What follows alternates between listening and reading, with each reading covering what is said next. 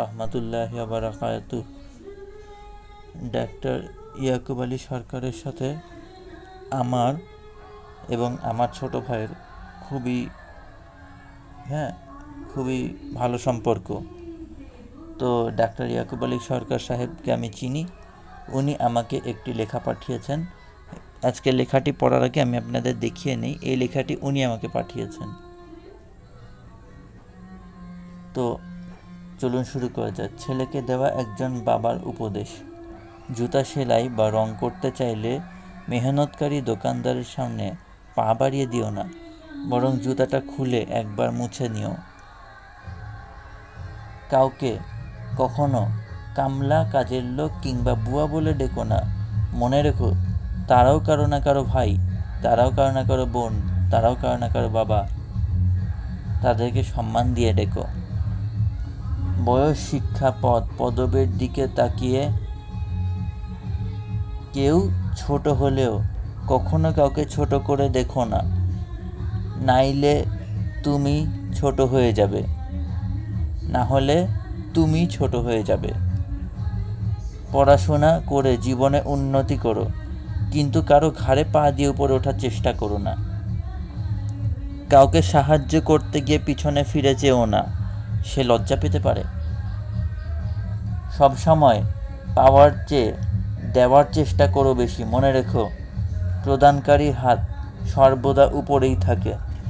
এমন কিছু করো না যার জন্য তোমার এবং তোমার পরিবারের উপর আঙুল ওঠে। ছেলে হয়ে জন্মেছ, তাই দায়িত্ব এড়িয়ে যেও না।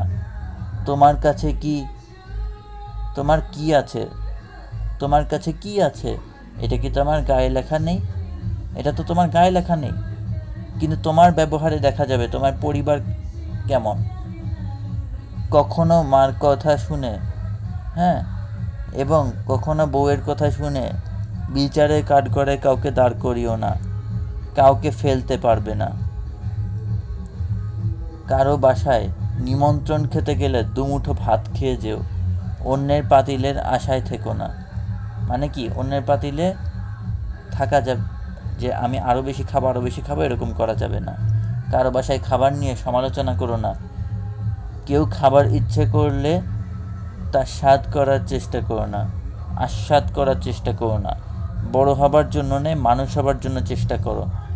শ্বশুর কিংবা শাশুড়িকে এতটা সম্মান দিও যতটা সম্মান তোমার মা বাবাকে দাও। তাদের প্রতি এমন আচরণ করো যাতে তারা মেয়েকে বাড়ি পাঠানোর জন্য উতলা হয়ে থাকে। সব সময় ভদ্র এবং নম্রভাবে কথা বলো, কিন্তু অন্যায়ের সাথে আপোষ করো না। দিয়েছেন ডাক্তার ইয়াকুব আলী সরকার। আমি এই ভিডিওতে ওনাকে স্মরণ করছি। উনি যদি এই ভিডিওটি দেখে থাকেন তাহলে আমার ভিডিওতে একটি কমেন্ট করে যাবেন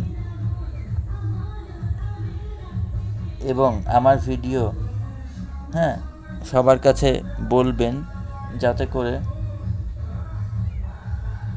সবাই জ্ঞান অর্জনে উদ্গ্রীব হয়, ইনশাআল্লাহ।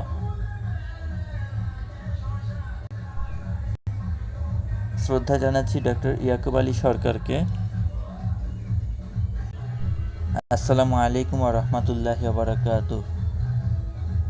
ডক্টর ইয়াকুব আলী সরকার হোমিওপ্যাথিক চিকিৎসক, এর সাথে আমার যোগাযোগ রয়েছে।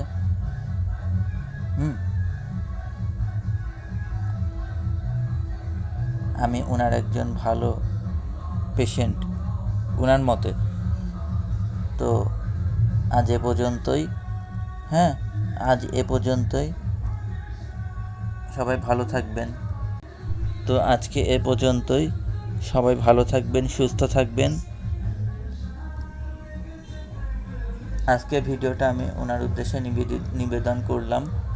সবাই ভালো থাকবেন, সুস্থ থাকবেন। আসসালামু আলাইকুম।